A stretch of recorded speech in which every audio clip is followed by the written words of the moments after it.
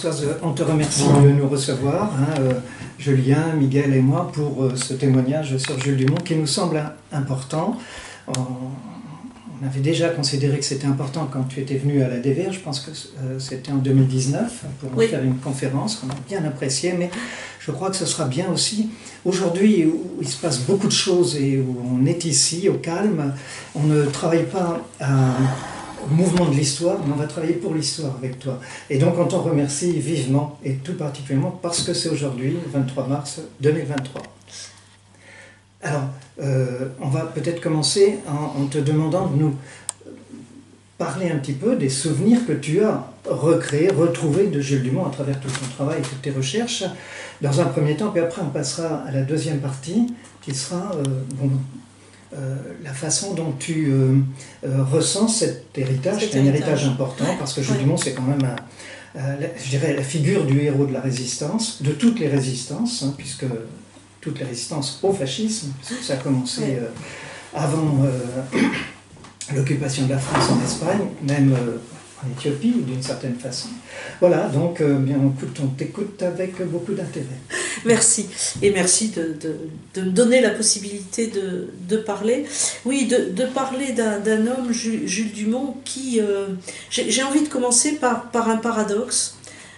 Parce que c'est un homme qui est exemplaire, qui a un parcours exemplaire, mais comme d'autres. Et pourtant, il est en même temps totalement atypique. Et il a une aura, moi j'ai pu, par des témoignages écrits, je vais y revenir, il a une aura assez incroyable, et en même temps il est oublié. Donc il y a toujours quelque chose de paradoxal quand on s'approche de Jules Dumont. C'est un héros, il est désigné comme tel, et pourtant il n'est pas mis en lumière. Et en tout cas, à mon sens, il n'a pas la place qu'il mérite. C'est pour ça qu'on t'avait demandé cette conférence, parce que notre idée c'était de parler d'un résistant oublié d'une certaine façon. Certains nous avaient fait réflexion, il n'est pas oublié de tous, mais alors, il était largement oublié par rapport à sa personnalité. Oui. Et puis, c'est vrai qu'il n'est pas gommé de la mémoire, mais c'est juste des pointillés. Et personne, aucun historien, mais ça j'y reviendrai, n'a pris la peine, n'a pris le temps de s'arrêter sur cette figure et de la creuser. Et alors, je parlais de paradoxe, mais il a lui-même un paradoxe. Voilà quelqu'un qui détestait la guerre et qui a passé sa vie à la faire. Ça, c'est... Alors, comment ça a commencé? Moi, Jules Dumont, dans la famille, on n'en parlait pas. C'est le père de mon père. On n'en parlait pas, mais pas du tout. Il n'y avait pas de photos, il n'y avait rien. Et puis, ce n'est qu'à l'été 99, un mois après la mort de mon père, donc j'ai 42 ans, qu'on me donne à lire une photocopie de ces 2 dernières lettres. Et ces 2 dernières lettres, je les reçois comme un coup au cœur, quoi, comme un coup de poignard. D'une part parce qu'elles sont très belles, j'y reviendrai peut-être, et d'autre part, je me dis, mais pourquoi je ne les ai pas lues avant? Pourquoi on ne nous les a pas données? Alors, il y a des raisons, j'en reparlerai tout à l'heure. Donc, on est en 1999. Je vais mettre des années quand même à me consacrer à la recherche de l'homme Jules Dumont, de qui était Jules Dumont. Des années, pourquoi essentiellement parce que je travaillais, que j'avais un travail très prenant et que j'avais peut-être pas le temps. Peut-être un peu de peur aussi, c'est possible. Je n'avais aucun témoin direct quand je me suis mis à travailler environ à partir de 2015. Pas de témoin direct. Mon père, mon oncle, ma tante étaient morts. Tous les frères d'armes, on va dire, les compagnons de résistance de Jules Dumont étaient disparus aussi. Donc je n'ai pas eu de témoin direct et ce que j'ai eu simplement, ce sont des textes. Les textes de Jules Dumont, parce que j'ai découvert... et ça n'est pas la moindre de mes découvertes, que c'était quelqu'un qui écrivait constamment. Et donc j'ai eu ces textes, et puis les textes des autres sur lui, qui racontaient ce qu'il avait fait, qui il était. Je suis tombée sur des portraits extraordinaires, le portrait, notamment pendant la guerre d'Espagne, le portrait de lui par Simone Terry, dans le Front de la Liberté, le portrait de lui par Théodore Balck, quand il écrit l'histoire de la 14e, Et je me souviens cette formule que j'avais trouvée très juste, où il décrivait Dumont comme un Samuel cherchant la vérité. Et ça, c'est quelque chose que j'avais approché, que j'avais senti quand j'avais travaillé sur lui. Alors, des textes, des lettres, ça tombait bien parce que j'étais professeur des universités, donc j'avais l'habitude de travailler sur des textes. Et là, je retrouvais en quelque sorte mon métier, sauf que évidemment, il y avait une dimension tout à fait différente, à la fois intime, et puis historienne aussi, et je ne suis pas historienne. Très vite aussi, je me suis rendu compte que Jules Dumont n'avait pas d'ancrage, je veux dire par là, qu'il n'est pas d'un village, qu'il n'y a pas une famille qui l'a suivi, qu'il n'est pas... alors, j'y reviendrai, il n'y a pas de nom de rue à son... Il n'y a pas de rue qui porte son nom. Et donc, très vite, je m'aperçois que c'est un homme seul. Il y a une solitude de Jules Dumont que je découvre et que je creuse et qui me donne encore plus envie de travailler sur cet homme. Solitude, y compris familiale. Hein. Il y a eu une sorte d'omerta familiale. Alors, bon, je peux en donner les raisons assez vite sur l'omerta familiale. Dans sa dernière lettre, dans ses 2 dernières lettres, Jules Dumont fait allusion à son agent de liaison qui était devenu sa maîtresse, et il demande à ses enfants de prendre soin parlant de sa femme et de sa maîtresse, de ces 2 femmes également admirables. Bon, je pense que les enfants ont eu peut-être un peu de difficulté avec ça. Et puis, dans la dernière lettre, un accident dont il parle, qu'il évoque, dont serait responsable ma grand-mère, enfin l'accident que tu sais, qu'il a eu l'immense tort de lui reprocher. Et là, ça reste une énigme assez romanesque, je dois dire, qui n'a pas été levée. Donc, à partir du moment où je me dis il faut que je travaille sur Jules Dumont, ça devient une nécessité pour moi, qui n'est toujours pas finie. Je me dis mais comment je vais le trouver? Alors j'ai des textes, je l'ai dit, des portraits. Alors, disons, c'est vrai, j'ai eu la chance, l'immense chance de tomber sur un Jules Dumont qui était loué par ceux qui en parlaient. Alors, il y a quand même eu un portrait, on l'appelait pendant la guerre d'Espagne le colonel Kodak. Et ça, c'est drôle parce que la légende familiale, ça s'en souvenait. Et évidemment, c'était pas très flatteur. Donc j'ai cherché. À chaque fois que je tombais comme ça sur une aspérité, je voulais chercher, creuser. Et puis j'ai découvert, et là j'étais vraiment, comment dirais-je, satisfaite, que celui qui a inventé cette expression était un anarchiste, je dirais, dévoyé, un Belge, Nick Gillin, qui finira dans la Légion SS, et qui a été donc le premier à l'origine de cette appellation, qui renvoyait simplement à ce que Jules Dumont avait un appareil photo, qu'il prenait des photos en Espagne, mais notamment pour dénoncer le manque de moyens de l'armée républicaine et des brigades internationales. Bon. Alors après, évidemment, je tombe assez vite sur un homme courageux, un combattant courageux. Les témoignages liés à son courage sont vraiment très très nombreux, très aimé de ses hommes, avec des phrases du style « on est tous les fils de Dumont », quand ils avaient dit Dumont, ils avaient tout dit. Enfin, ça, c'est surtout en Espagne, hein, c'est vrai.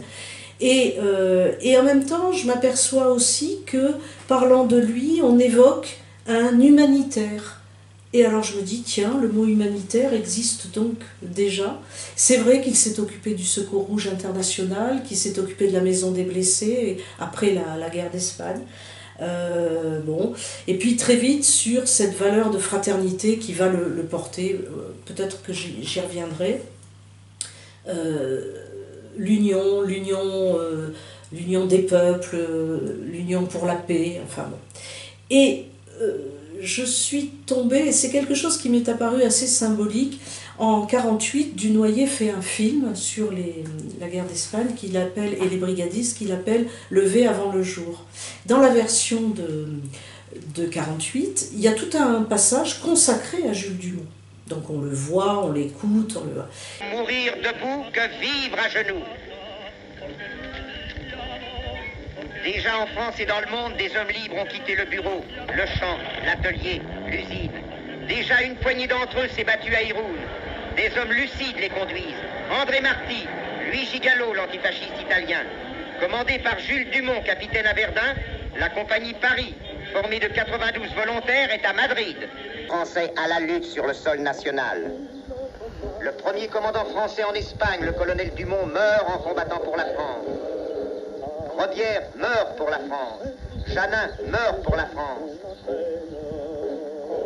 Et puis, deuxième version de ce film en 52, ou 52 ou au début des années 50, et là, Dumont a disparu. Mais, hasard technique, il reste juste son portrait en filigrane. Et il reste. Et ça me paraît très symbolique de Dumont, en fait.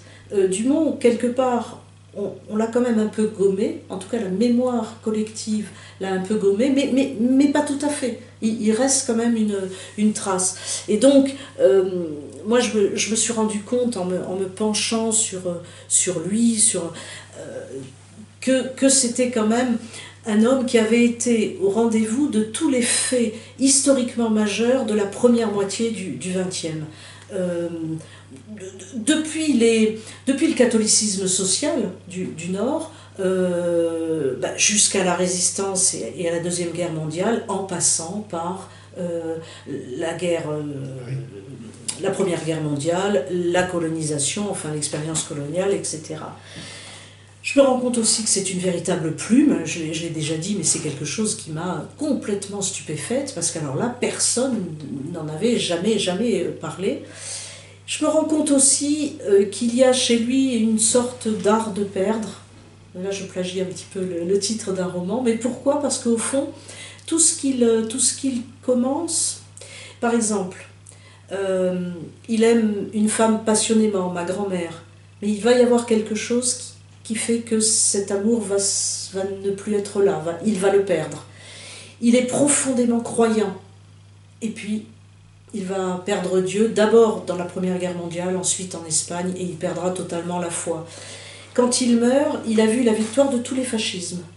Mussolini en Éthiopie, Franco en Espagne, et en 1943, Hitler n'a pas vraiment perdu encore.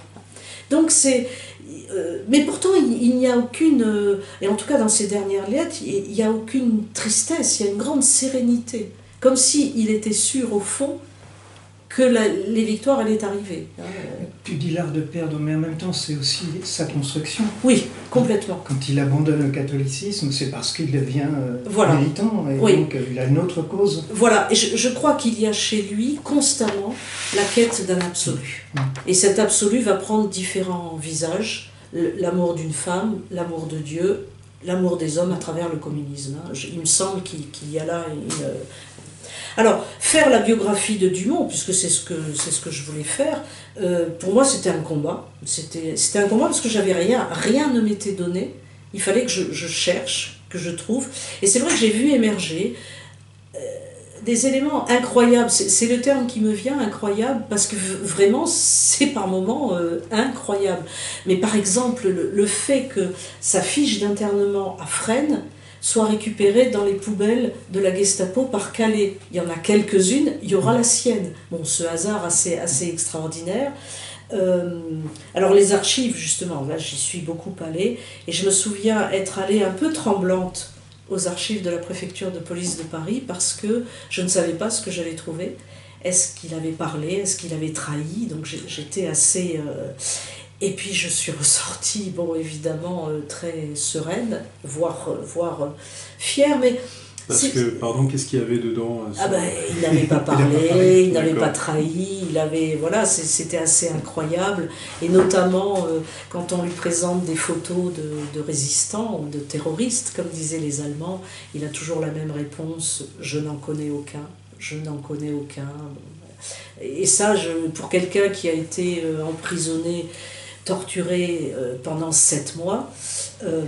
Alors, emprisonné en plus, il est entravé, parce que sur sa fiche, il est dénommé par les Allemands comme Terroristenführer, et ils ne veulent ni suicide, ni évasion.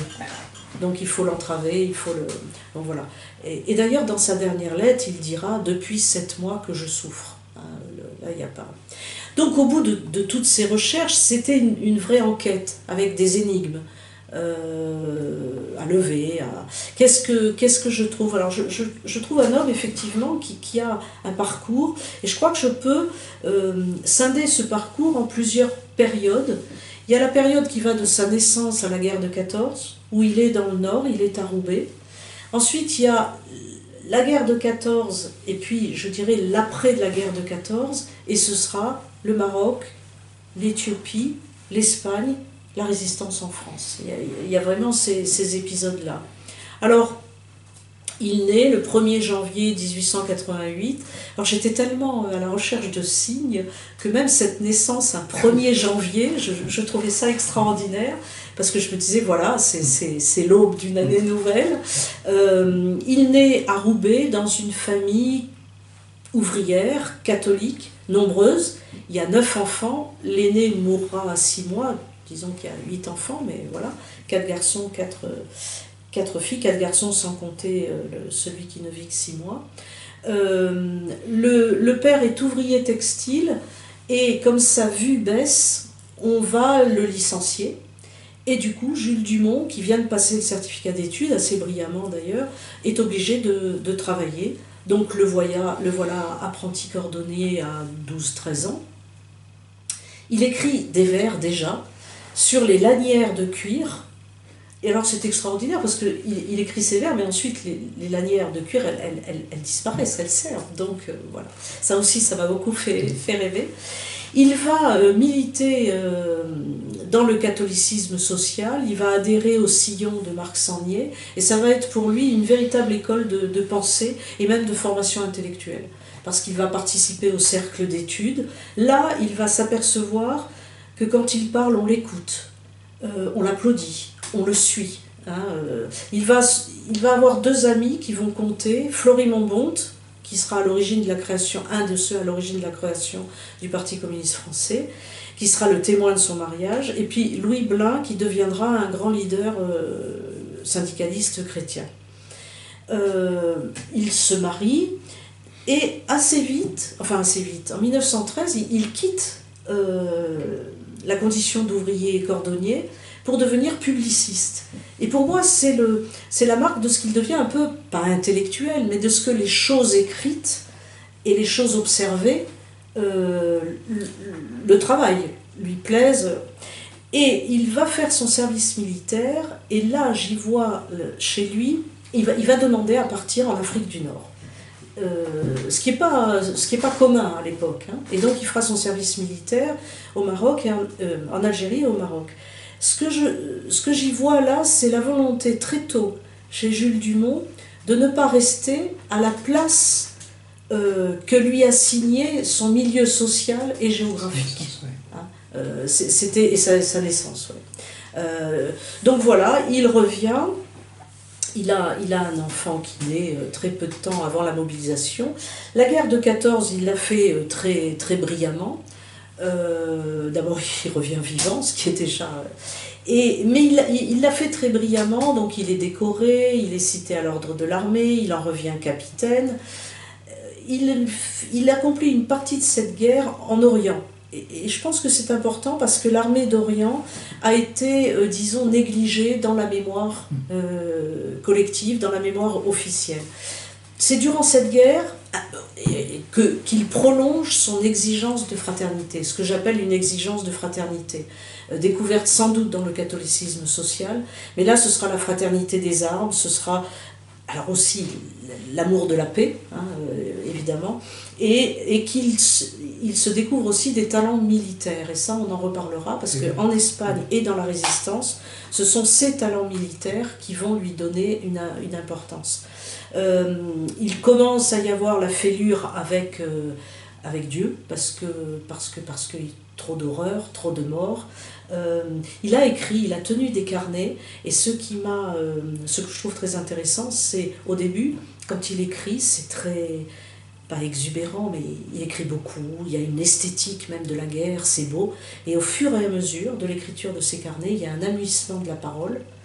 Et à la fin, il arrête d'écrire le 31 décembre 1916 parce qu'il vient d'apprendre la mort au front de son jeune frère. Et les derniers mots et je trouve que c'est très symbolique, c'est « Dieu comme je souffre ». Et ensuite, il se taira. Enfin, alors ensuite, après la Première Guerre mondiale, il a été gazé, il a besoin de soleil, donc il décide de partir au Maroc, qu'il avait connu pendant son service militaire. Il va à Marrakech, il travaille pour le fils d'un, comment dirais-je, d'un grand patron de Roubaix, du textile, et il va réussir, en fait. Il va fonder une petite entreprise, etc.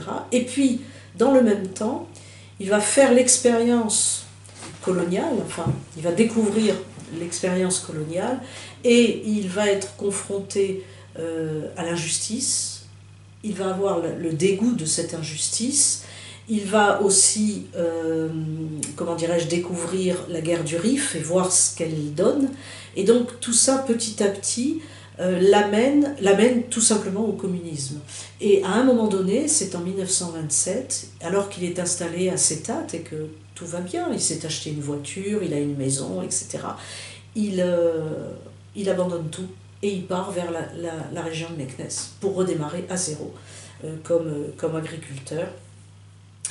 Et là, il devient communiste. Alors pas officiellement, le Parti communiste était interdit au Maroc, mais il devient communiste et il se fera arrêter, expulsé du Maroc par les autorités françaises.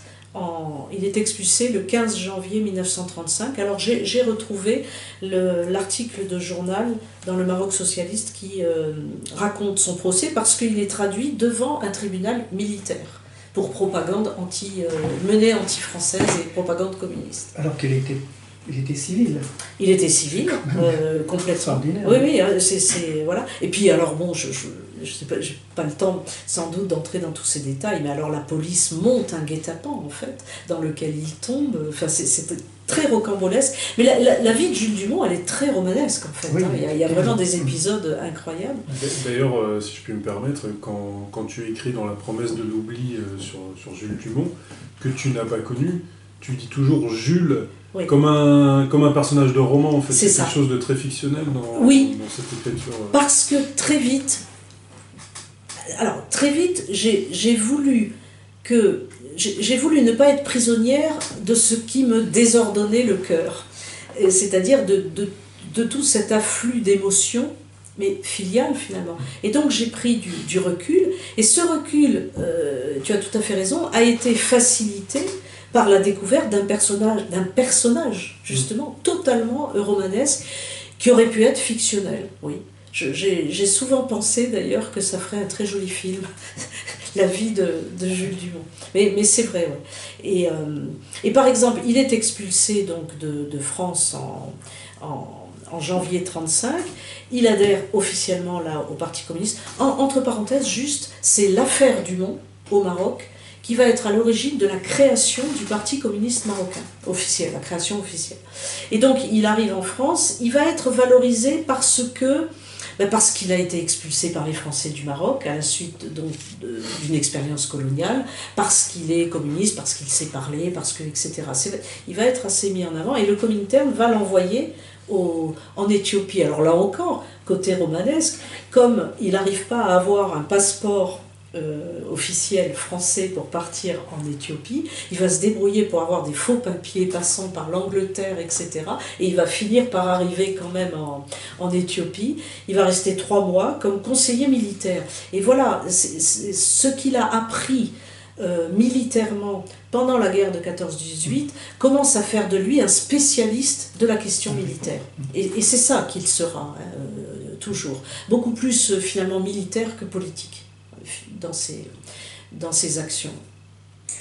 Oui, il n'était pas, conseiller politique, il était commandant d'une brigade. Alors voilà, oui, tout à fait, oui, en Espagne. En Espagne, oui. Donc il revient d'Éthiopie, oui. Petite digression, comme on a cette archive Éthiopie, du fascisme, oui, bien sûr. Est-ce que tu pourrais peut-être nous commenter un peu ce dont il s'agit Alors, quand il revient d'Éthiopie, alors est-ce que c'est une commande? Peut-être, je ne sais pas. Mais il écrit donc ce livre Éthiopie, tombeau du fascisme, et dans lequel il marque... Alors, ce qui est intéressant, c'est qu'il ne sous-estime pas la situation féodale quand même de l'Éthiopie, même avec le Négus, mais il souligne absolument, donc il en fait le tableau, mais vous voyez, les vraies raisons de l'agression italienne, il y a le souci chez lui, il y aura aussi les vraies leçons de la guerre d'Espagne, il y a le souci chez lui de rétablir une objectivité, une vérité des faits. Et soutenir le Négus, ça n'est pas soutenir un système féodal, c'est combattre déjà le fascisme. Et donc voilà, toute cette brochure où il parle de la politique de la SDN, de Laval déjà, signale déjà les dangers de l'extension d'un fascisme en Europe. C'est vrai. Oui, c'est extraordinaire, ça, ouais. Oui. Alors ça, par exemple, je ne savais absolument pas qu'il avait écrit ça. Et grand merci à un cousin qui, apprenant que je travaillais sur le grand-père commun, m'a dit « Tiens, j'ai quelque chose là, si ça t'intéresse. » Donc, bon. Ça mériterait d'être édité en même temps que ça. Oui, mais je pense, et ça je vais m'y atteler, je pense qu'il faudrait éditer, parce que tous les écrits de Dumont, parce qu'il y a des conférences que j'ai découvertes aussi qui sont extraordinaires. Donc alors 35-36, il fait beaucoup de conférences sur l'Éthiopie, sur le Maroc déjà. Alors, il a ce goût finalement de l'oratoire, acquis dans les cercles d'études. Et de transmettre. Pas l'oratoire pour l'oratoire, c'est pour transmettre. Il transmet. Un message. Oui, il transmet. Et là, je m'interromps parce que je me dis, c'est quand même incroyable. Je parlais de paradoxe au début, mais comment lui, qui avait tant le goût de la transmission, a fait en sorte que ses enfants n'ont rien transmis. Mais c'est pas lui. Non, c'est pas lui. Oui, tout à fait. Oui, c'est vrai. Et ou alors ça s'est transmis, mais dans le silence. Par exemple, mon frère aîné s'appelle Pierre-Jules Dumont. Mais c'est la seule trace. Et donc, alors ensuite arrive la guerre d'Espagne. Et là, il va début août, partir en Espagne, se mettre à la disposition du gouvernement espagnol, et puis faire la guerre d'Espagne. Excuse-moi, oui, mais il part seul ou missionné par le Parti communiste? Alors c'est un point qu'il faut que je retravaille encore. J'aurais tendance à dire qu'il part seul, mais en réalité ce n'est pas possible. Il faut forcément que le Parti communiste ait été non seulement au courant, mais d'accord. Oui, voilà. Parce que s'il partait pour s'engager dans une... je sais pas moi, une colonne par exemple... Non, il ne part pas comme les volontaires en fait. Il part, et très vite d'ailleurs, il va s'occuper d'une centurie internationale, etc.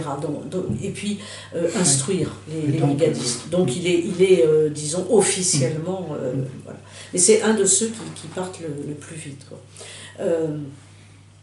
Si je reviens à cette Espagne, donc il arrive dès août, quand même dès décembre, il écrit les paroles du chant des volontaires français en Espagne. Petite anecdote, ce texte du chant des volontaires en Espagne, je le découvre durant mes recherches. Il n'est pas signé. Le texte que je découvre n'est pas signé. Je le lis et je me dis mais c'est Jules Dumont, c'est pas possible. Donc je fais des recherches et effectivement j'ai la confirmation.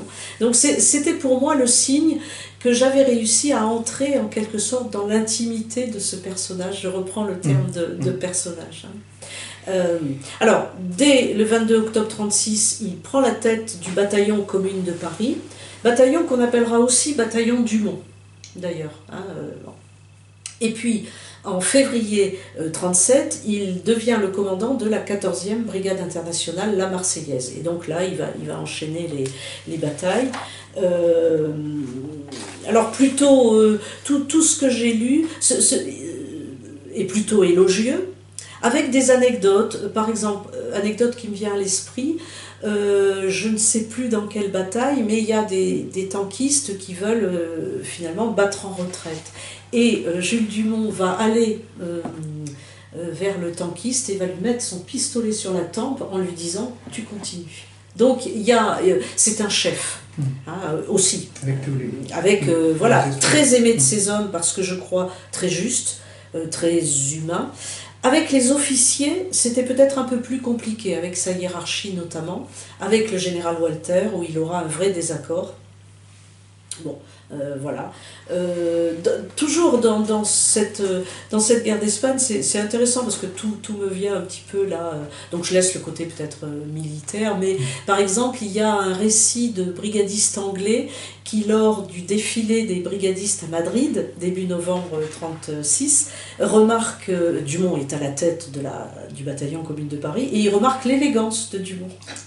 Et donc cette élégance, elle sera soulignée plusieurs fois, y compris en France. Il portait un costume 3 pièces, par exemple, enfin, assez étonnant finalement. La bataille de Madrid, c'est vraiment pour Jules Dumont Bernard Knox. Oui, c'est ça, Bernard Knox. Et la bataille de Madrid, pour Jules Dumont, c'est vraiment le creuset de sa stature héroïque en Espagne. Il a vraiment mené les combats de cette bataille de Madrid, et Madrid a été sauvée. C'est une bataille tout à fait, plus que symbolique, c'est essentiel, mais en même temps elle est très symbolique. C'est l'arrêt de l'offensive franquiste, et puis c'est Madrid. Donc voilà, ça c'est... et alors ensuite, donc, il va rentrer en France en février 1938. Alors, il rentre en France, il est blessé plusieurs fois. Là, il est blessé, il rentre en France, et puis il y a sans doute un climat alourdi au sein de la 14e, enfin, il rentre en France. Et là, en France, il enchaîne les conférences sur la guerre d'Espagne, sur la nécessité de venir en aide au peuple espagnol. Il n'aura de cesse de valoriser le peuple espagnol. J'ai une conférence là où il dit que le rôle des brigades internationales, ça a été de donner l'exemple, mais que c'est le peuple espagnol qui a mené la lutte. Le colonel Dumont, qui pendant des mois a dirigé une des brigades les plus héroïques des colonnes internationales, cette fameuse 14e brigade, la brigade La Marseillaise, qui devant Madrid, qui au Harma, et qui actuellement dans l'Aragon a sauvé dans les périodes difficiles le front des républicains. Camarades, je vous demande de faire à ces vaillants lutteurs de la cause antifasciste la réception qu'ils méritent, ils en sont dignes.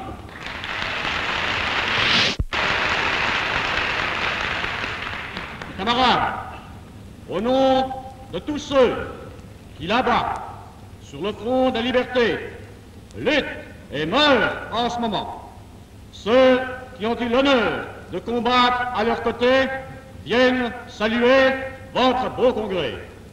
L'Espagne républicaine, aider l'Espagne républicaine, c'est nous aider nous-mêmes. Aider l'Espagne républicaine, c'est sauver nos libertés. C'est sauver ces avantages que vous avez si péniblement conquis vous-même.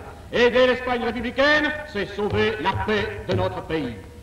Oui, il faut venir en aide plus que jamais à l'Espagne républicaine. Et il faut venir par une bonne façon. La meilleure manière, me semble-t-il même, de venir en aide à l'Espagne républicaine, c'est de réaliser l'union. L'union plus que jamais. Imaginez, camarades, la force énorme que nous représenterions, les travailleurs du monde entier, si nous étions unis. Vive l'armée républicaine espagnole qui combat non seulement pour sa liberté, mais pour les nôtres et pour la paix. Vive l'Union des syndicats de la Seine pour leur magnifique élan de solidarité.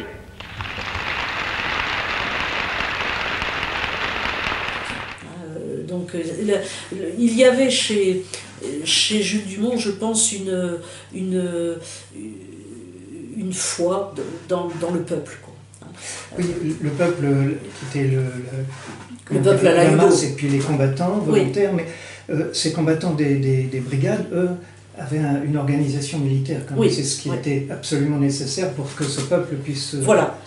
Et justement, Jules Dumont, lui, est tout à fait... C'est peut-être son côté, je mets des guillemets, militaire. Il est tout à fait conscient de la nécessité de cette discipline militaire qu'il faut donner.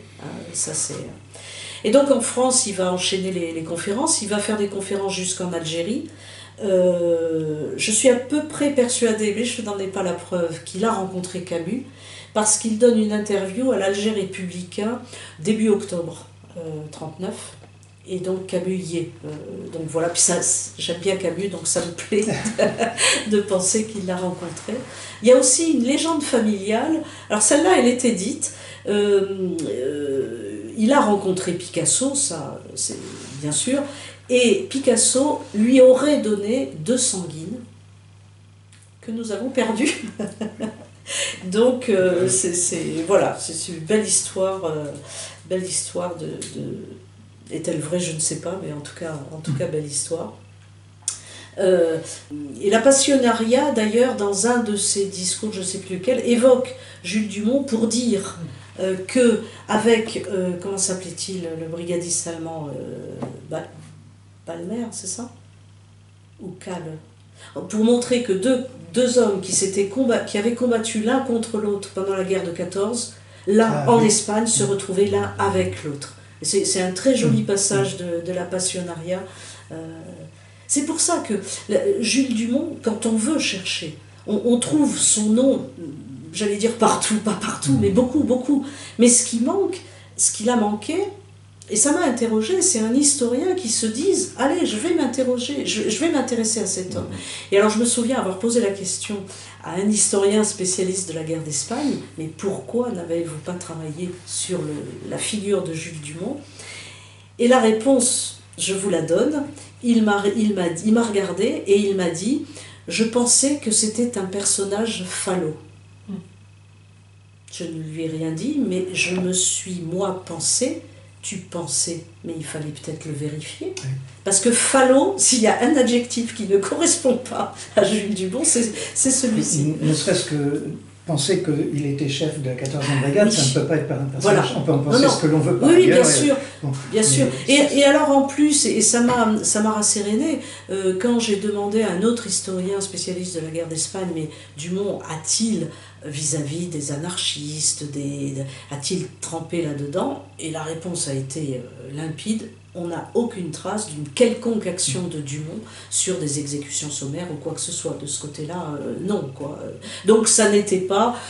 Parce que ça n'était pas un staliniste obtus qui... voilà. D'ailleurs, dans le livre, tu parles aussi de André Marty, de cette relation avec André Marty, qui était compliquée. Oui. Et je pense qu'il a aussi payé peut-être cette relation avec Marty, parce qu'elles étaient compliquées. Mais en même temps, Marty était proche de lui, ou il était proche de Marty. Et donc ça, au début des années 50, forcément, le Parti communiste, à la fois les brigadistes et puis les compagnons d'armes de Marty, il va les mettre de côté. Hein. Ça, c'est oui, justement, ça rejoint une question que je me posais tout à l'heure. Pour retrouver effectivement tous ces éléments sur la vie de Jules Dumont, tu as eu accès aux archives communistes? Oui. Ah oui. Je travaille beaucoup sur les archives qui sont en ligne de Moscou, et heureusement elles sont toujours en ligne, parce qu'on a un petit peu peur en ce moment, mais c'est un fonds incroyable, oui. J'ai eu accès donc aux archives, aux nombreux livres qui ont été écrits. Parce que là, il doit y avoir quand même beaucoup de traces. Oui. Y compris de textes de Dumont lui-même, mais aussi des bios. Oui. Et puis, dans les livres qu'ont écrits, par exemple, je pense au livre de Élie Duguay, ou bien aux conférences de Hessler ou de Rebière, quand ils parlent de Dumont, c'est quand même... Alors évidemment, ils sont du même camp, je dirais, mais c'est vraiment convergent. Moi, je n'ai pas vraiment, à part à la marge, par exemple, Nick Gillin, pour le colonel Kodak, un autre portrait qui est vraiment pas très agréable de Dumont, c'est un nommé Dupré qui le fait. Sauf que Dupré, c'est quelqu'un de très trouble et qui finira fusillé d'ailleurs pendant la résistance par les résistants, parce que lui-même a collaboré et a donné des résistants qu'il a fait exécuter. Donc finalement, les portraits, disons, négatifs, alors pourquoi je dis négatif, Dupré dépeint Jules Dumont comme un... Comment il dit? Comme un pays. Il a des yeux de paysan rétrécis et enfin voilà. Déjà, voilà, c'est très gentil pour les paysans effectivement. Et mais voilà, mais finalement, ce qui me rassérénait, c'est qu'à chaque fois que je trouvais quelque chose de vraiment très négatif sur Dumont, je constatais assez vite après que la source était très douteuse. Hein. Donc, voilà. Et puis donc il arrive en France et là il va dès 1939 il va avoir ce que moi j'appelle une action de résistance, et notamment il ne va pas avoir de cesse que d'aller voir les anciens brigadistes qui sont parfois dans des camps. Et alors il y va à la fois par humanité, mais aussi parce que, et ça j'en suis persuadée, il commence à tisser des contacts qui lui serviront. Jules Dumont sait déjà que les anciens brigadistes seront une force de résistance sûre, efficace. Ce sont des hommes qui ont abandonné leur famille, qui ont passé déjà 3 ans à lutter contre le fascisme de Franco. Donc voilà, il sait qu'avec eux, il pourra faire de la résistance. Et c'est comme ça, par exemple, le 14 juillet 1939, il est à Gurs, et alors il y a des manifestations sportives en l'honneur du 14 juillet français, etc. C'est assez étrange d'ailleurs, parce que Dumont y est officiellement aux côtés du directeur du camp. Voilà, bon, mais le 31 juillet 1939, il sera dans le cortège pour Jean Jaurès au Panthéon, là, il est là aussi. Et puis, mais très vite, il va tomber dans la clandestinité quand même. À ce moment-là, ne pas avoir comment dirais-je, de domicile fixe, bon, voilà. Et tout ça nous mène à l'été 40. Et là, donc, il va y avoir plusieurs choses. D'abord, on va le mettre parce que Bloch est parti hors de France pour se protéger. On va le mettre à la direction du journal Ce Soir. Ce Soir, donc, c'est le journal communiste qui avait été créé au moment de la guerre d'Espagne pour contrebalancer tout ce qui se racontait de faux, disons, sur la guerre d'Espagne.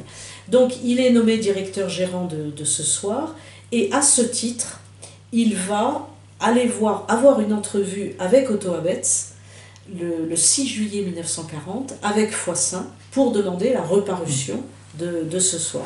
Et chose extraordinaire, enfin extraordinaire pour moi, c'est que j'ai un cahier dans lequel Jules Dumont, je cherche le cahier mais je le trouve, je ne le vois plus, dans lequel Jules Dumont raconte cette entrevue. Et donc c'est... bon, peu importe. Non, c'était l'autre. Là. Ah, voilà. Oui, c'est celui-là. Voilà, ce carnet qui est couvert de... Voilà.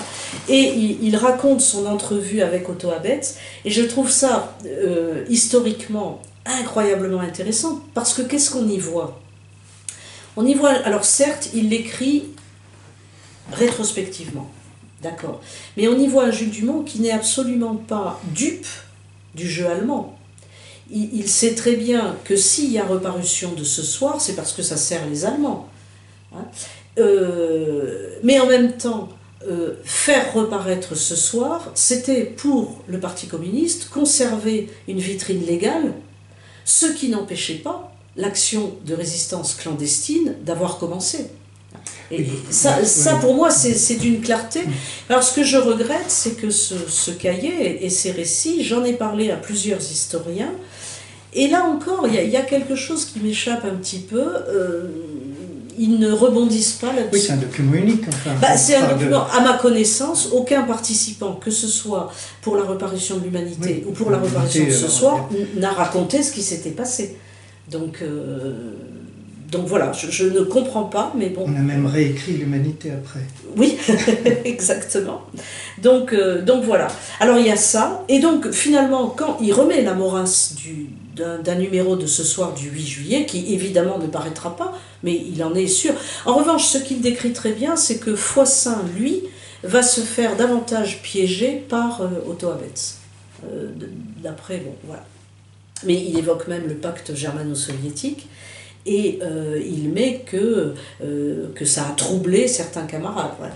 Alors, sur le plan personnel, Jules Dumont a une amie communiste, Bernadette Cataneo, et d'ailleurs c'est chez Bernadette Cataneo qu'il enverra ses 2 dernières lettres avant d'être fusillé.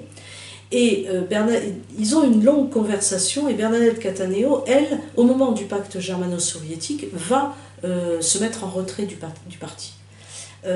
Lui, Jules Dumont, non. Il reste communiste, il considère que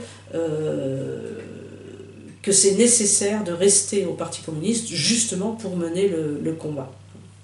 Alors, toujours en 1940, en juin cette fois-ci, donc un petit peu avant cette entrevue, le 3 juin 1940, il va être arrêté par les Français, évidemment, oui, le 3 juin, par les Français, dans le cadre d'une enquête sur la maison des blessés et ses liens avec le Parti communiste. Il va être donc arrêté, emprisonné, mais le 10 juin, les Allemands arrivent sur Paris, et donc la police et les Français mettent tous les prisonniers dans des bus pour qu'ils soient menés au camp de Gurs. Et là, Jules Dumont, mais il n'est pas le seul, au cours de ce voyage en bus, va s'évader, et il va rentrer à Paris. Alors c'est assez drôle, il le raconte, évidemment. C'est assez drôle parce que lui monte vers Paris, et il croise, ce faisant, tout l'exode finalement qui est en place. Donc voilà, il revient donc à Paris, il reprend son combat clandestin, et il est arrêté une nouvelle fois le 14 juillet 1940, alors pas très loin d'ici, place de la Réunion, parce qu'il distribue l'Humanité clandestine, le numéro 60. Alors c'est très drôle parce que la police dit qu'elle l'a arrêté, etc. Et puis il lui dit, mais enfin, comment ça se fait que vous avez autant de numéros de l'Humanité clandestine? Et Jules Dumont répond, ah ben, je sais pas, c'est un inconnu qui me les a donnés, je comprends pas. Donc, il distribue ça sur la place du marché. Sans précaution particulière. Sans précaution. Ce qui est étonnant quand même pour quelqu'un qui est clandestin, qui sait oui. que... Bon, alors il y a quelque chose que j'ai... C'est un risque. Oui. Mais alors Jules Dumont était persuadé d'avoir la baraka. Ah oui. Et cette conviction d'avoir la baraka date probablement de la Première Guerre mondiale. D'abord parce que il a un frère qui meurt, il a un autre frère qui est amputé de la jambe, et un troisième qui sera, comment dirais-je, réformé pour problème physique. Lui en revient vivant, gazé mais vivant. Il est même à un moment donné sur un bateau qui est torpillé, qui coule, mais il s'en sort. Et donc, il est sûr qu'il est... Puis l'Espagne. Voilà, l'Espagne aussi. Et donc, il avait un surnom en Espagne, d'ailleurs, on le disait, increvable comme les pneus Michelin. Donc, c'était... donc, c'est peut-être pour ça qu'il ose, enfin, qu'il fait des actions comme ça. Il est arrêté par la police française et puis donné à la police allemande qui va l'interner. Et il ne sera libéré que le 31 août. Ce qui finalement, pour une simple distribution de tracts, est quand même assez long, du 14 juillet au 31 août, mais apparemment les Allemands ne font pas le lien avec le colonel des brigades internationales. Et finalement, parfois dans mes recherches, le nom de Dumont, qui somme toute est assez répandu, m'a gêné, mais par moments pour Jules Dumont, c'était peut-être pas si mal, parce qu'on ne faisait pas forcément des liens. Alors, il est libéré. En octobre 1940, il va participer à la création de l'organisation spéciale. Il va être le premier commissaire militaire du Conseil militaire national, ce qui donnera les FTP. Octobre 1941. Non, c'est une coquille. C'est une coquille. C'est 40, ouais. Et donc voilà. Et pourquoi? Alors, et là... c'est pas l'art de perdre, mais au moment où il a une importance dans la résistance très grande, puisqu'il est dans le trio avec Tillon et puis l'autre m'échappe. Et le problème, c'est qu'il va se passer l'affaire du laboratoire de la rue de Bidour. Et à ce moment-là, ça va couper tous les postes, disons, qu'il occupait. Alors, dans un rapport de police, le commissaire au triste renom David, Fernand David, note toutes les enquêtes de la BS1, de la Brigade spéciale 1, mènent immanquablement à Dumont. Donc on voit comment c'est effectivement, il est au cœur de la résistance communiste.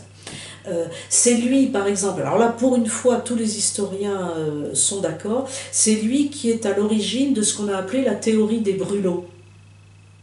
Il faut terroriser l'ennemi.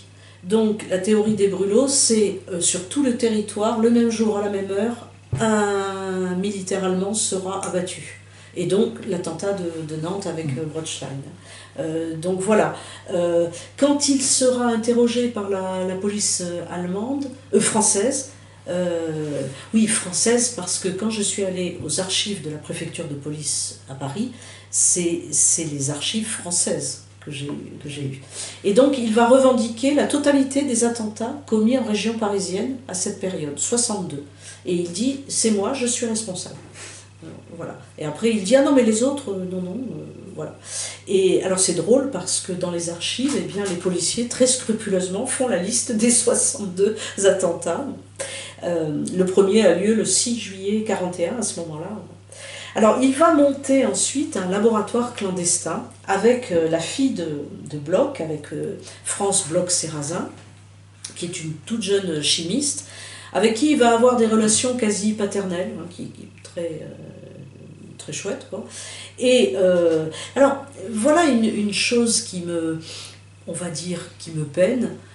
Je suis allée au 6 ou au 5 de la rue de Bidour pour voir où était le labo, et là j'ai vu qu'il y avait une plaque rappelant l'existence de ce laboratoire, mais au seul nom de France Bloch-Serrazin. Il n'y a pas le nom de Jules Dumont. Bon. Qu'est-ce qui se passe donc, dans ce laboratoire... Ce qui est intéressant, ce serait de savoir qui a fait mettre cette plaque. Oui. Et si on peut faire une démarche pour faire rajouter le nom, éventuellement. Alors, à propos de démarche, et du coup je vais en parler maintenant, je suis allée, c'est une petite digression, mais je suis allée donc il y a 3 ans, je ne sais plus, au cimetière d'Ivry, sur la tombe de Jules Dumont. Donc j'arrive au cimetière d'Ivry, alors il y avait une erreur, mais je finis par trouver la tombe de Jules Dumont, elle est à côté de celle de Manoukian, en fait, et je vois écrit « Dumont Joseph, décédé le 15 juin 1943 ». Alors là, la colère, vraiment la colère, le chagrin et la colère me prennent, et je vais directement voir la conservatrice du cimetière qui venait d'être nommée, et je lui dis, écoutez, là ça n'est pas possible, là je veux rester calme, mais ça n'est pas possible. Et donc je lui dis, mais écoutez, moi je veux bien prendre tout à ma charge. Non, c'est le souvenir français. Il m'a fallu 2 ans. 2 ans pour que le souvenir français accepte de reconnaître qu'il n'était pas décédé, mais qu'il avait été fusillé au Mont-Valérien, qu'il ne s'appelait pas Joseph, mais Jules, et que Joseph n'était que son second prénom, et que quand même il avait la mention « mort pour la France ». Donc maintenant, quand on va au cimetière d'Ivry, il y a écrit « Dumont Jules, fusillé au Mont-Valérien le 15 juin 1943, mort pour la France ». Et là encore, est-ce que c'était un accident, cette erreur ou... Je ne sais pas. Ça arrive assez fréquemment. Non, ça peut être un accident. Ça peut... J'ose espérer, parce que alors là, sinon, je deviendrai vraiment... J'ose espérer, mais et un accident qui n'est... Comment dirais-je il est possible qu'au tout début, parce que ma grand-mère est allée sur sa tombe, et quand même, j'ose espérer qu'elle aurait réagi s'il y avait eu des... Oui. Voilà. Donc c'est peut-être effectivement une mauvaise lecture de documents par la suite. Mais là, le souvenir français, et j'étais assez furieuse quand même, alors que sur les tombes d'à côté, on met les alias des pseudos de la résistance. Moi, j'avais indiqué comme pseudo le colonel, qui est son pseudo, ils ne l'ont pas mis. Donc c'est comme si il lui refusait quelque part le statut de résistant. Donc ça m'agace un petit peu. D'ailleurs, à propos de ses homologations comme résistant, est-ce qu'au service historique de la défense à Vincennes, tu as appris des choses en plus Alors, ce que je sais, parce que j'ai les... Je sais qu'en 1946, mais j'allais dire seulement en 1946, il a la mention « mort pour la France » qui lui est attribuée. Et la médaille de la résistance, il ne l'obtient qu'en 1968. Donc là, c'est pareil, je suis un petit peu... Ça fait beaucoup de choses. Oui, ça fait beaucoup. Ça fait beaucoup. Franchement, je vais essayer tout à l'heure de lister des raisons de cet oubli, ce que j'appelle un oubli, de cet émiettement, mais qui, à force d'émiettement, finit par devenir du pointillisme. Ça fait vraiment beaucoup de choses pour finalement... l'effacer en partie, tout au moins. En tout cas, effacer sa singularité et son entièreté, je dirais. Voilà. Alors, le labo clandestin, donc, Dedans, on met au point des explosifs chimiques, on entrepose des armes, voilà. Et à côté, il y a un restaurant, le restaurant de la Mère Mie, où Dumont va souvent manger justement en costume 3 pièces, etc. Et puis arrive l'attentat de Nantes. Breuchlein, qui est en cavale, arrive à Paris et demande à être logé dans le labo clandestin. Dumont n'y est pas favorable et puis il finit par accepter à la condition expresse qu'il ne sortira jamais du labo. Après, certains parleront de négligence. Jules Dumont a besoin de déménager pour s'installer avec Lucienne Paluy, son agent de liaison, et il va demander à Breuchlein de l'aider. Et à ce moment-là, Breuchlein le fait, mais à ce moment-là, il revient et il dit « Mais enfin, puisque je suis sorti pour déménager, moi, maintenant, je sors. » Il sort, il va manger chez la Mère Mie et arrive évidemment ce qui devait arriver, c'est-à-dire que son affiche étant placardée sur les murs de Paris, quelqu'un le reconnaît, du coup filature, etc. Et le laboratoire va tomber le 25 novembre 1941. Alors personne ne va être arrêté, ni France Bloch-Serrazin, ni Jules Dumont. Mais comme il est normal, on va mettre au vert Jules Dumont. Le parti va le mettre au vert dans l'Oise, il va rester au vert jusqu'au mois de mai. Et alors là, c'est là, me semble-t-il, je pense que c'est là qu'il écrit ça, qu'il écrit ses souvenirs des 3 arrestations, des 2 arrestations, de l'entrevue avec Otto Abetz, etc. Mais aussi, il inonde de lettres la direction du Parti communiste, et j'en ai une là qui reste, en les suppliant de le refaire travailler pour la résistance, en disant, mais même comme simple exécutant. Et alors il a une phrase que je trouve très bonne, parce qu'il dit, ce que n'auront... Attendez, je vais la lire. Ce que... Alors, il a fallu près de 5 mois d'isolement et d'inactivité totale pour que l'on vienne enfin m'interroger. Donc voilà, et il dit... si on visait à faire ce que n'ont pu réussir les plus terribles souffrances ni les coups de la police, on n'opérerait pas autrement.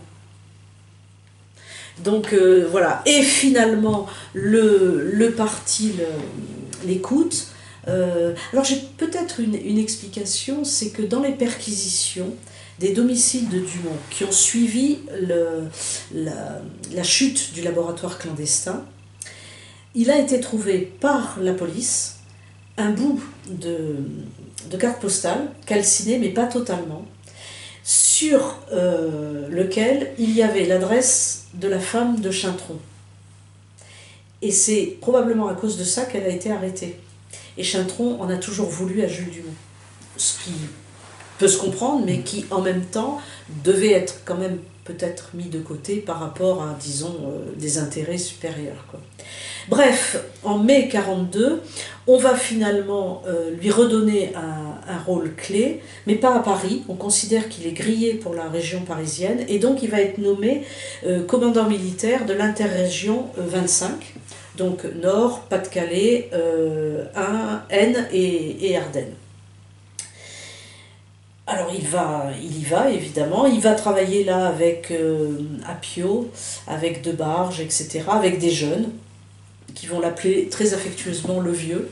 Il va bénéficier de l'aura, mais qu'il a toujours eu, d'un ancien colonel des brigades internationales, et il va en tout cas faire en sorte que les attentats soient prioritairement et presque uniquement commis contre les occupants allemands.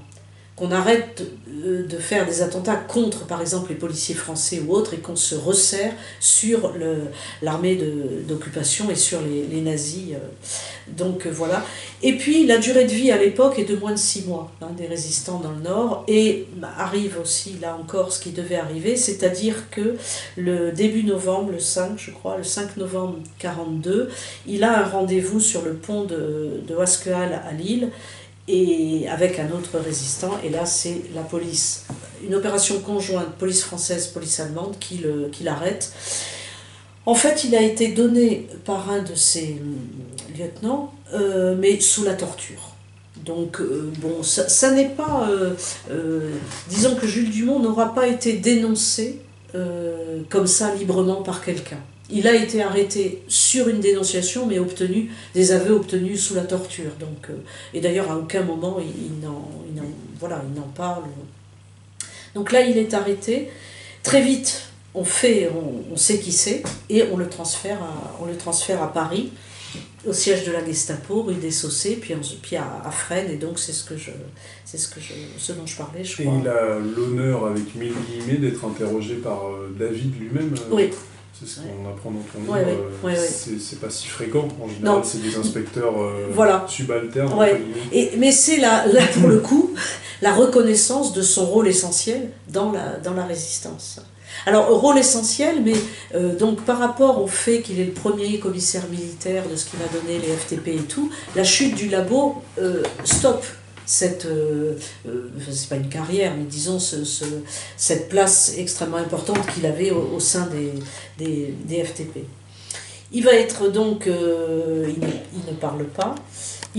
Alors, est-ce que j'ai dans les archives aussi, ce que j'ai compris, c'est qu'à chaque fois que quelqu'un d'autre, interrogé par la police, parlait de Dumont, automatiquement, on venait le chercher à Fresnes et on le réinterrogeait, on le retorturait, etc.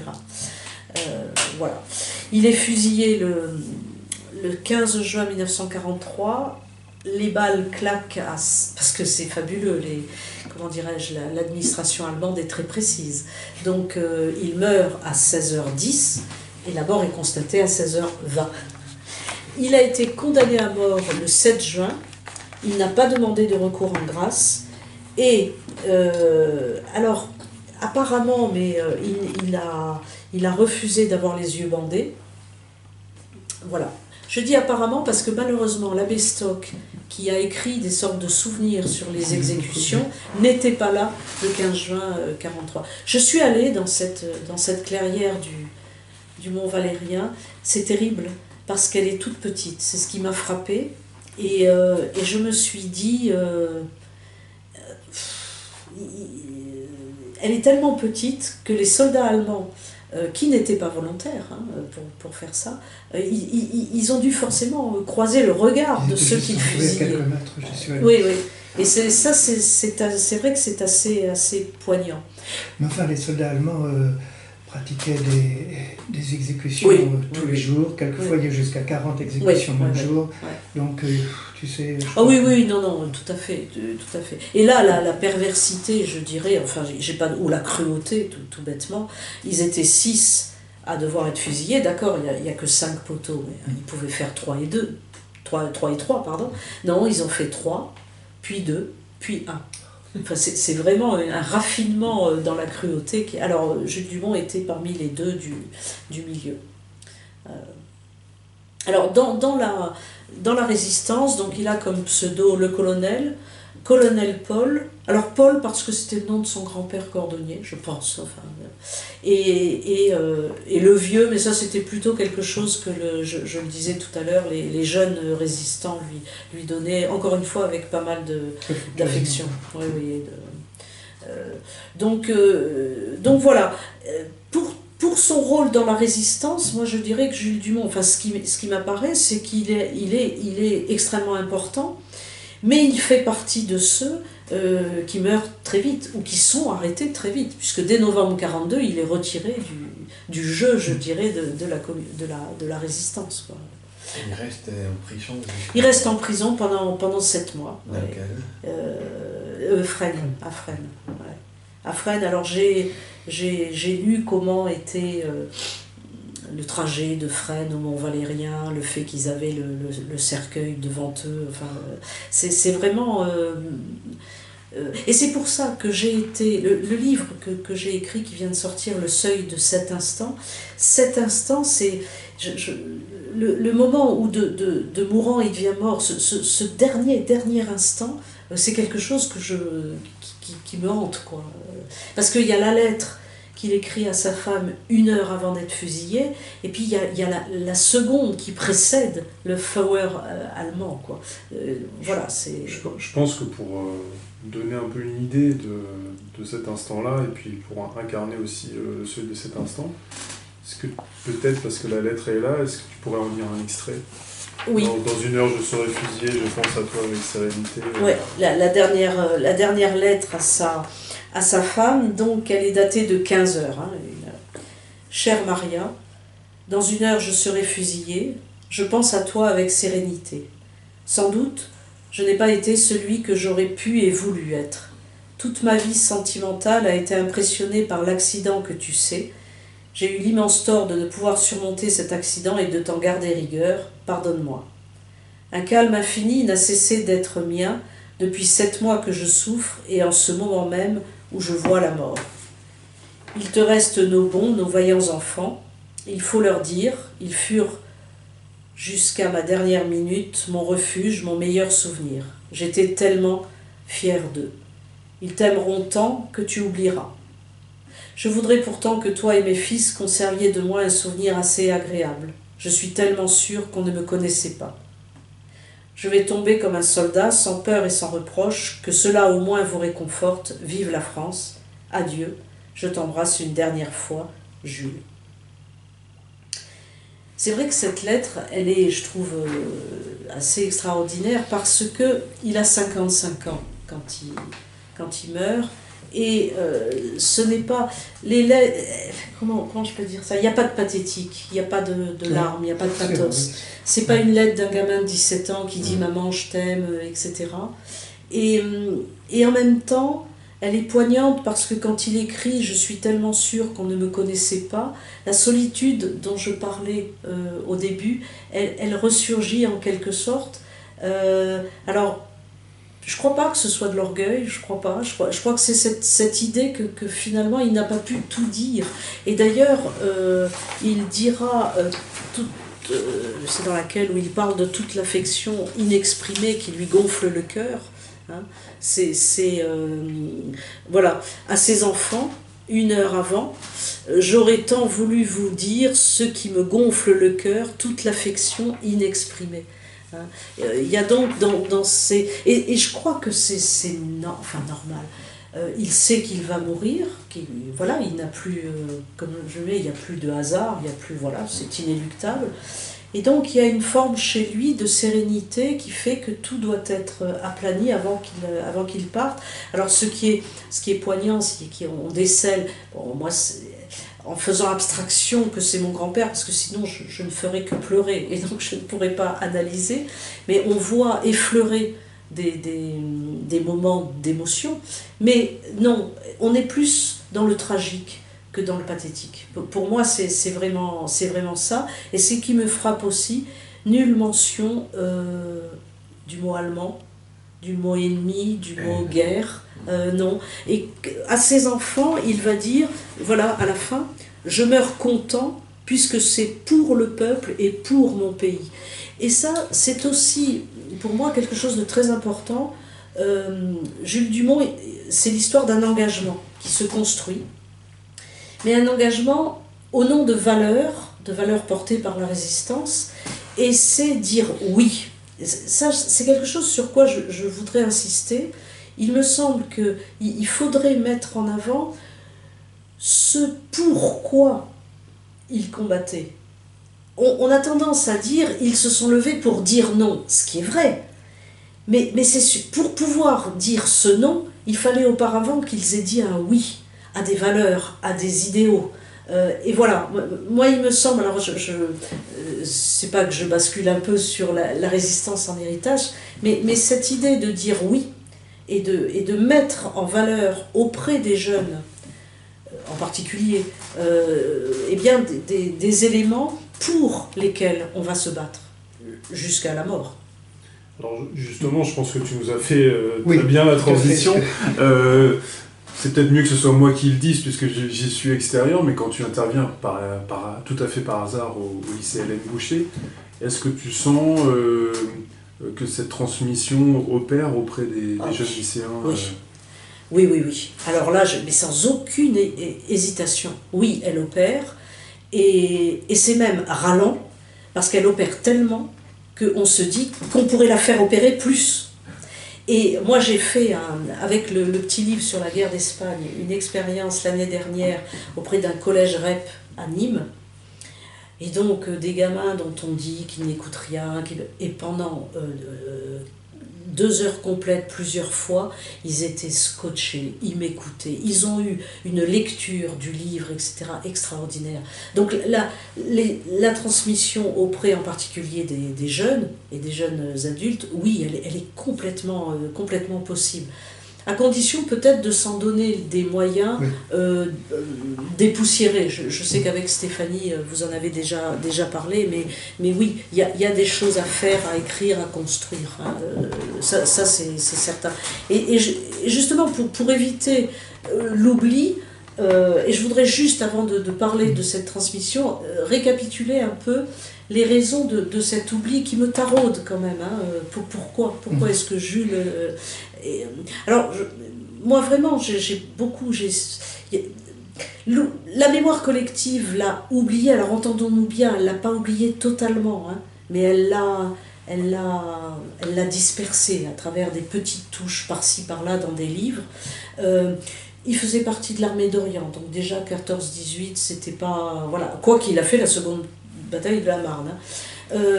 Il a 55 ans quand il est fusillé. C'est pas un âge émouvant, je dirais. Il est arrêté finalement assez tôt, et la famille n'a pas été là pour demander, pour rappeler son souvenir. Pas du tout. La famille, elle s'est tue, elle s'est retirée.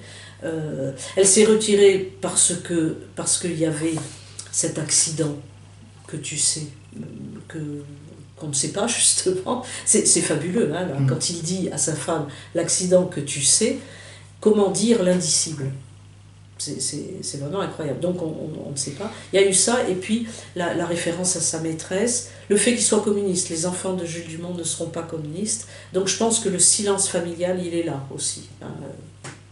Le PCF, donc là, pour moi, c'est assez clair. Il est brigadiste.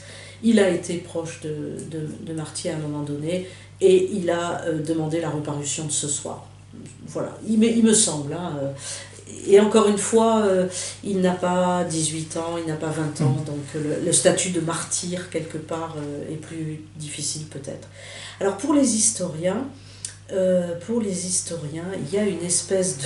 Je ne sais pas quel mot employer, si c'est... Il y a des trous, ils ont une mémoire trouée, c'est pas possible.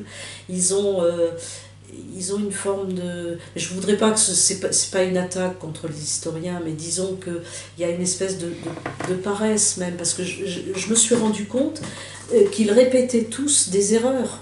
Il y a une erreur dans un livre, et puis tous les autres vont la reprendre. C'est incroyable. Par exemple, le fait de dire qu'il naît dans une famille bourgeoise. Il suffit d'aller... Enfin, c'est très simple à vérifier. Le fait de dire qu'il a commandé le district de Dunkerque, ça aussi c'est très simple d'aller vérifier, c'est pas vrai. Il y en a même à un moment donné, mais je crois que c'était le Métron d'ailleurs, qui disait qu'il avait épousé une Marocaine. Non, il s'est marié en 13 avec une Française du Nord, quoi, d'origine belge elle aussi. Donc voilà, c'est... et puis, alors je voudrais aussi évoquer quelque chose, c'est qu'il me semble, mais il me semble qu'aujourd'hui, il y a ce que j'appellerais l'impossible commémoration des communistes.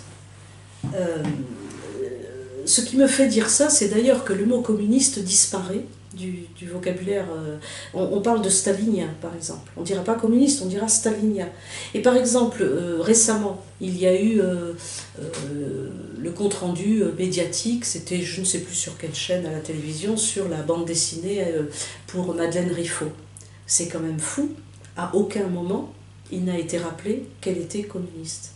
Et donc, je crois qu'il y a ça aussi, une espèce d'impossibilité mémorielle à prononcer très calmement le mot de communiste. Oui, Jules Dumont, il est mort communiste, et on parlait de quête d'absolu. Son dernier absolu, c'était le communisme, c'était, mais entendons-nous bien, l'idéal communiste, la fraternité communiste. Et ça, voilà, c'est quelque chose qui est, pour moi, qui m'est difficile. J'espère que les temps changeront et qu'on pourra reparler tout à fait calmement de tout ça. Mais... Oui, de cet idéal, parce que bon, c'est vrai qu'on a tendance, c'est tellement facile, pour effacer un peu cette page de l'histoire, pour la rendre négative, on assimile au stalinisme. Oui. Et donc, bon, c'est vrai que... Qui a eu ses crimes, voilà. Qui a eu ses horreurs, là c'est incontestable. Oui, je suis tout d'accord, mais bon, c'est vrai que moi je pense à Lise Landon, qui a comme souffert du stalinisme, et qui disait, mais je suis toujours resté communiste. Bon, et c'est vrai qu'il faut pouvoir faire la distinction, puis il ne faut pas avoir honte. Oui. C'est pas un gros mot. Non, c'est ça. Et par exemple, dans ce qu'à un moment donné, je me suis dit, mais au fond, égoïstement, qu'est-ce que ça m'a apporté à moi d'avoir travaillé sur Jules Dumont. Je vais mettre de côté les aspects peut-être personnels, intimes, des sortes de réconciliation avec moi-même, avec mon père, mais ça je laisse de côté. Mais c'est aussi un nouveau rapport avec l'histoire et faire entrer dans l'histoire la complexité.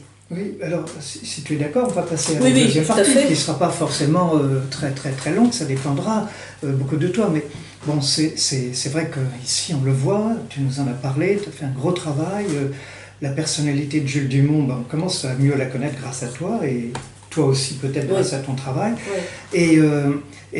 mais c'est un héritage pour toi, et notre question là, c'est en quoi est-ce que cet héritage soit est un héritage enthousiasmant ou un héritage douloureux, ça peut être aussi ça, en tout cas, quoi qu'il en soit, il t'amène à t'engager complètement sur la personnalité, sur la vie de Jules Dumont.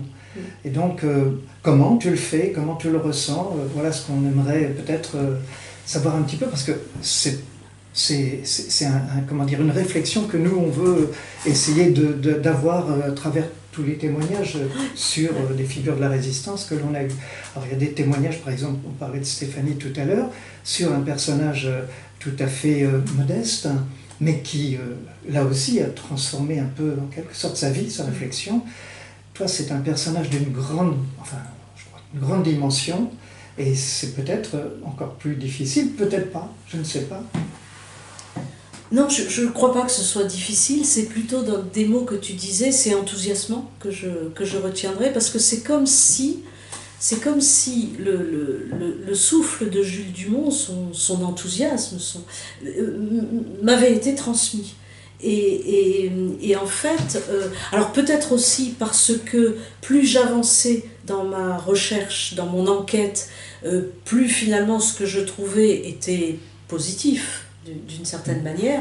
Donc c'est peut-être aussi pour ça que c'est plutôt du côté de l'enthousiasme et en tout cas d'une sorte de découverte qui m'amène, oui, à vouloir travailler encore plus, à vouloir trouver encore plus, alors pas forcément sur Jules Dumont lui-même, même s'il me reste beaucoup de choses à faire, mais sur ces hommes, sur cette période, sur les valeurs qu'ils portaient et leur lien avec l'actualité.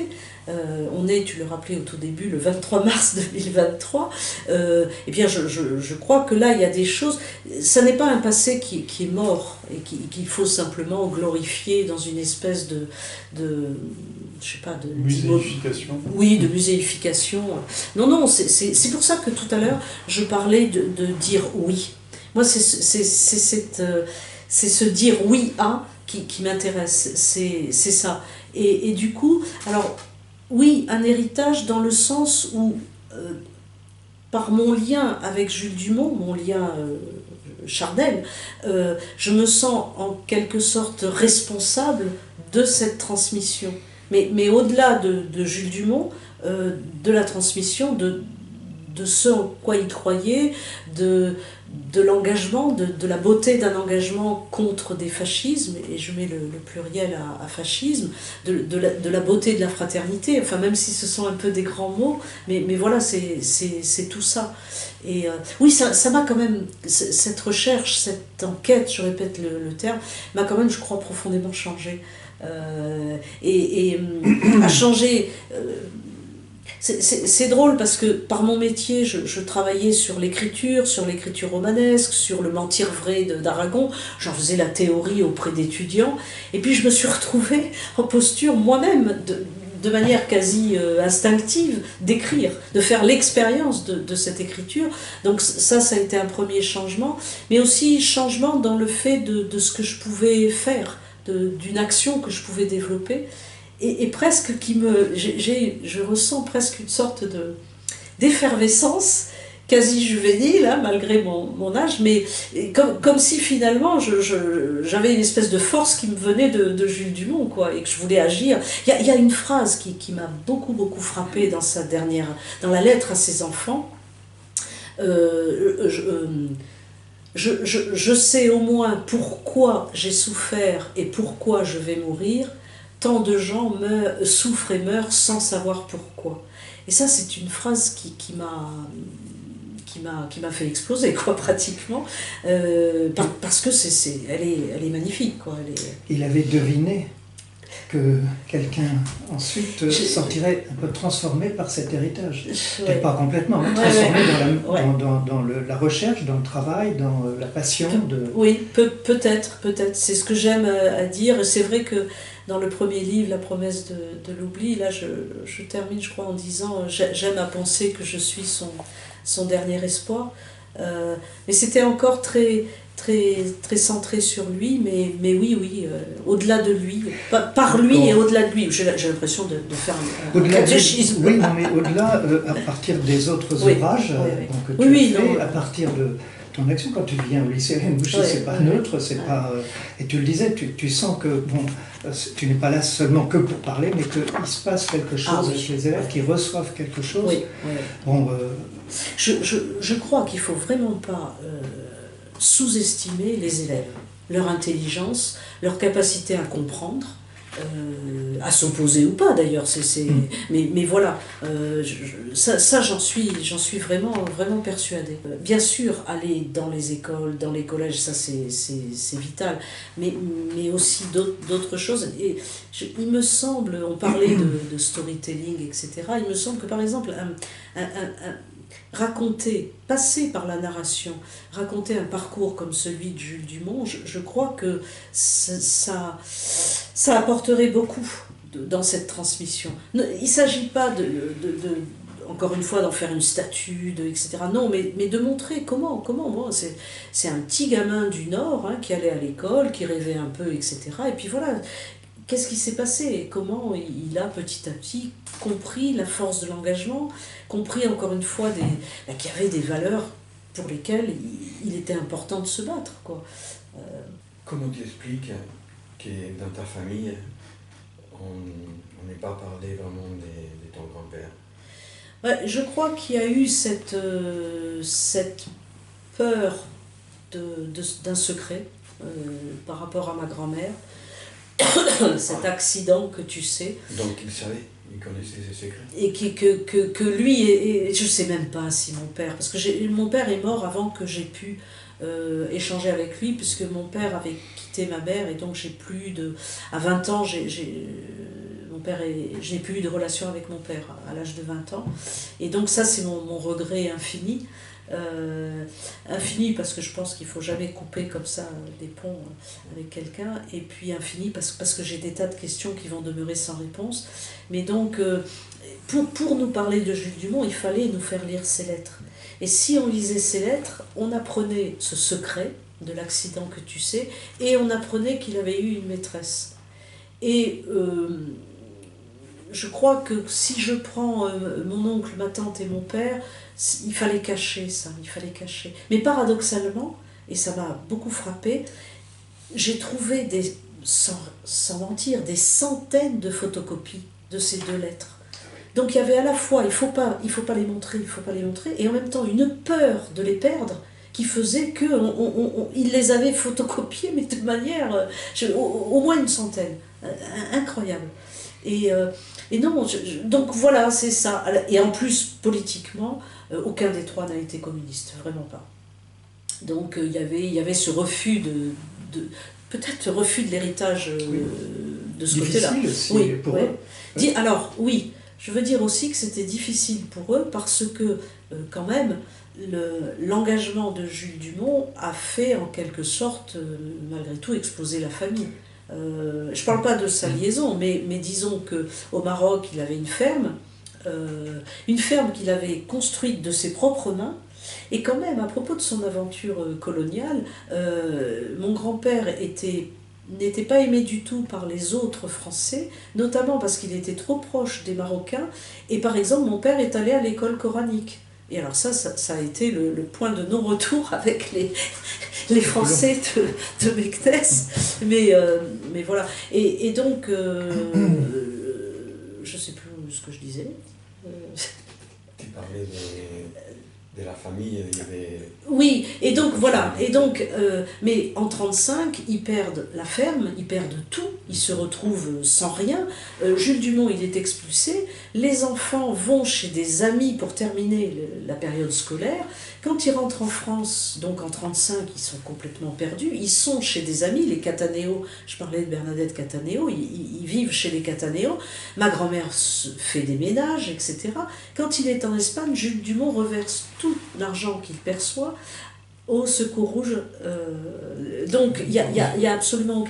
Alors évidemment ça a été une période très dure pour la famille. Mon père s'est marié en juillet 1943 avec ma mère, il ne savait pas que son père avait été fusillé.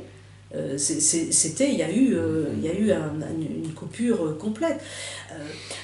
Après, donc ça a été difficile, je pense, pour eux, ça je peux le comprendre. Ensuite, l'évolution de mon oncle et de ma tante les a fait pencher, disons, à droite, bien à droite. Mon père peut-être un peu moins, mais voilà. Et pour l'anecdote quand même, mon père était en Algérie, enfin... Il était militaire dans les affaires militaires musulmanes, c'est-à-dire spécialiste d'arabe et spécialiste de l'islam. Et donc, au moment de la guerre d'Algérie, en 1959, on lui demande d'aller en Algérie. Bon, il y va. Et il est à Djidjeli, à l'époque, Jijel, et là, il voit la torture qui est faite par l'armée française. Et il va écrire une lettre à ses supérieurs en disant... Mon père a été torturé et est mort pour la France, etc. Je ne peux pas faire ça. Et bien, étonnamment, l'armée française va accepter et va le mettre va le nommer directeur de la radio en langue arabe, de la radio militaire, mais en langue arabe. Ça m'a toujours beaucoup surprise que l'armée française ait en quelque sorte pris en compte cette demande de mon père. Voilà. C'est juste... Ce qui prouve que lui aussi... Oui. Ce qui prouve que lui aussi, quand même, a intégré l'héritage de son père. Oui, je pense. Mais pour avoir appelé, de toute façon, son fils aîné, mon frère est né en 1945, pour l'avoir appelé, il est le seul de la fratrie, Pierre Jules, je pense qu'il y avait de sa part une volonté quand même de... Moi, je n'ai jamais entendu mon père parler de son père, mais je n'ai jamais entendu... Si, mais ça c'était ma mère qui le disait. Il avait beaucoup de mal à entendre le chant des partisans et tout, il pouvait pas. Mais bon, ça c'est ma mère qui le racontait. Je sais pas... Je n'ai jamais parlé de son père avec mon père. Jamais. Il n'y avait pas de photos, il n'y avait pas... Et puis quand on a 20 ans, j'étais trop loin de tout ça. À quelle époque tu as commencé à t'intéresser? Donc, à la lecture des lettres, donc à la mort de mon père. Il aura fallu encore que j'attende 10 ans la mort de ma mère, parce que la situation familiale était compliquée, pour recommencer à y être. Et c'est vraiment en 2015... quand j'ai pris ma retraite et que là je me concentre. Et alors pour l'anecdote, mon mari avait été nommé à Kinshasa au Congo et donc je ne pouvais pas sortir parce qu'il y a une insécurité telle que c'était pas possible. Et donc j'ai été comme en retrait, c'était comme... et là je me suis consacrée uniquement à Jules Dumont. Donc pendant 3 ans, toutes les après-midi, j'ai lu, et merci Internet, hein, parce que... Il a fallu que tes parents disparaissent. Oui, exactement, c'est ça. Il a fallu que mes parents disparaissent et que je ressente à ce moment-là comme une autorisation à aller vers lui. Oui, tout à fait, c'est exactement ça. Ouais, exactement. Oui, tu parlais d'enthousiasme, c'est ça, quelque part. Par exemple, maintenant, on passait des heures dans les archives, mais ça me comble de joie. Alors qu'avant, les archives, non. Et là c'est extraordinaire, parce qu'on trouve, mais que les archives sont bavardes quand on sait les lire, c'est incroyable. Et sur les mois d'emprisonnement à Fresnes, tu n'as rien trouvé? Non, j'ai rien. Les archives de la prison? Non. Non, Non, je sais rien. Je sais juste, par exemple, que... Mais ça, c'est par le... Donc, je parlais tout à l'heure de ce jeune du Nord qui avait été fusillé à 26 ans, Vézan, dont le fils, Georges Vézan, on a été en contact tous les deux. Lui a écrit sur sa mère, puis sur son père. Et c'est lui qui a trouvé un document disant que, justement, je crois que c'était sa mère, avait prononcé le nom de Dumont au cours des interrogatoires, et automatiquement, Dumont avait été interrogé. Il y avait là, pour le coup, l'information passée. Et donc voilà. Après, ce que je me suis dit, parce qu'à un moment donné, je me suis dit, mais pourquoi l'ont-ils fusillé au bout de 7 mois ? Pourquoi ? Et en fait, je me suis dit que, et c'est assez cynique, mais je me suis dit qu'ils avaient dû penser qu'ils avaient tiré tout ce qu'ils pouvaient de lui. Parce que... Oui, mais ils l'ont gardé si longtemps aussi parce qu'ils espéraient pouvoir, à travers des recrutements sur moi. Oui, ça explique qu'il était important dans la résistance. Et puis après, voilà. Et là, effectivement, quand ils ont jugé qu'il n'y avait plus de nécessité... Sur l'idée de l'audio du podcast, la conclusion de La promesse de l'oubli est très bien. Que ma voix roule son oubli jusqu'à le rendre assourdissant.